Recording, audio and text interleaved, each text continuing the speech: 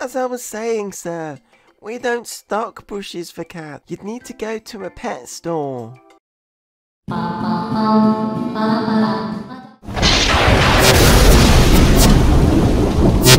BFG. And this is our review of Trails and Traces, The Tomb of Thomas 2. I'd like to thank the publisher for providing me a review copy of the game prior to its release. It was developed by Because Games. It was published by those crafty guys over at Ratalaika. Did you hear that, Achievement Hunters? Ratalaika! It's set to be released on April 23rd, but in true Rata fashion, if you get it in the first 2 weeks, you can score 20% off! Nice! Alright, I'm coming! I hope he gets that door open soon. These dirty pigeons don't make for great company. Shoo! Hello? Are you through this door? Yes, I'm just outside. I wanted some fresh air and the door slammed behind me. Right, well, I could ring the police? No, I mean, I've been kind of living here. Oh. Dad, what the heck? Why do you play these games? They look like doo-doo. Thank you, Anthony Weiner. How about that? A small key.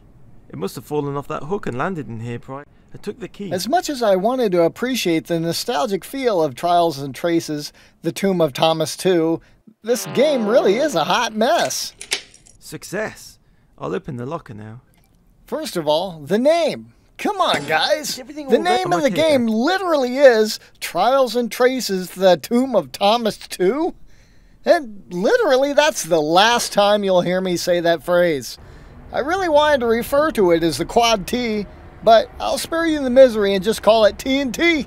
Next, we'll move on to the real issue we're looking at here, these graphics. Honestly, it is what it is with TNT. I'm sure I don't even have to point it out at this point. It's probably one of the first things that people will notice when looking at this game. You can really tell the design style was intentional. Don't shoot! No sudden movements.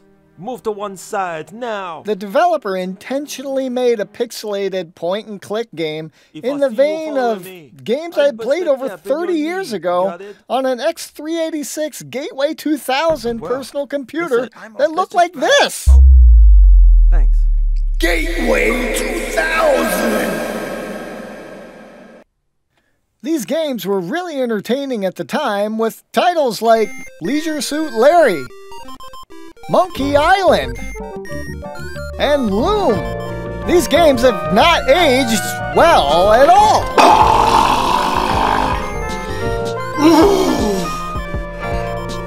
LucasArts was really able to take this genre and revolutionize the game industry with their catalog of games. This is fine, and I believe there's still a massive cult following them on Steam and GOG. All well and good. Let the people play what they want. But this game is releasing in 2021 bearing this sticker. Enhanced? Really? I guess I didn't even notice the lightning fast load times or the 4K 120 FPS or, let me guess, ray tracing? I don't think so. I failed to catch what they did here to actually enhance this game for the Series X. Here's a comparison. Write down in the comments below if you see a difference. Super bad. Yeah, that's the one. Will do, thanks. How are you holding up? I'm worried about him, but there's nothing to gain in... Well, having said that, let's move on to sound design. Although, I will praise them for following through and voice acting all of the spoken dialogue. The cheese gets pretty thick sometimes. It's hard to cut through. There's little to no background music. I'll just go ahead and lean towards the notion that this was supposed to be cheesy.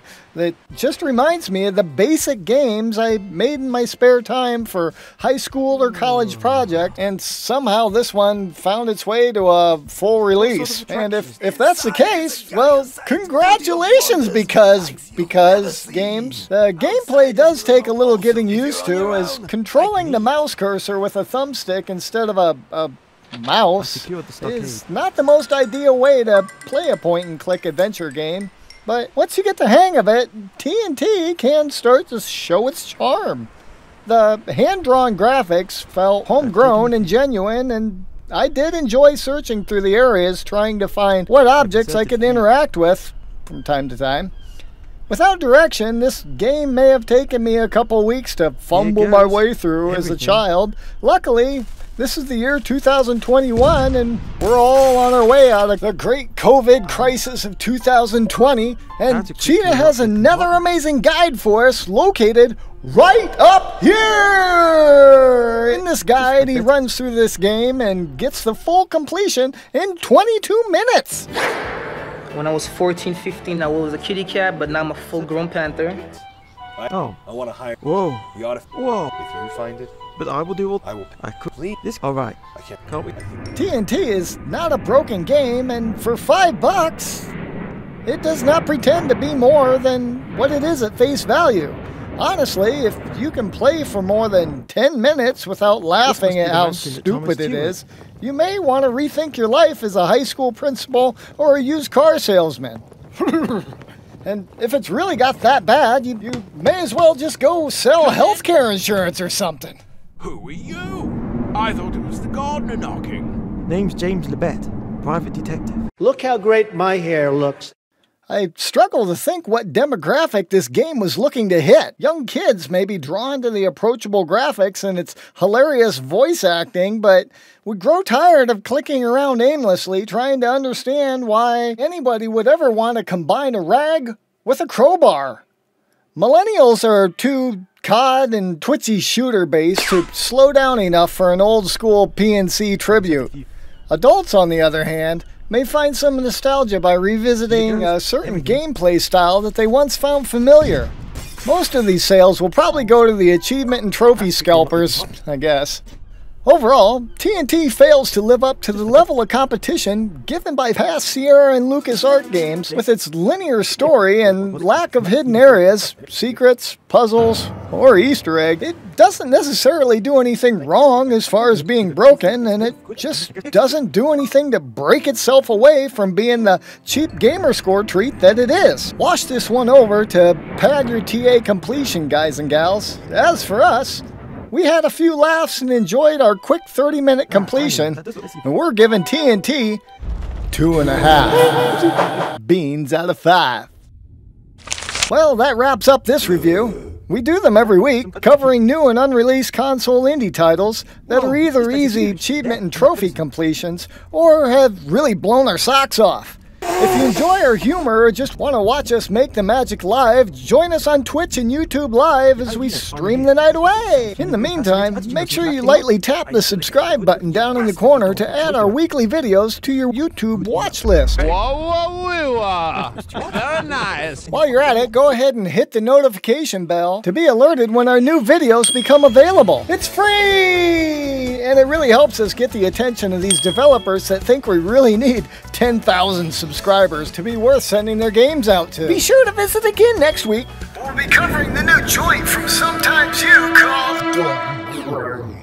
Y'all stay safe out there. We'll see you next time on The Farm.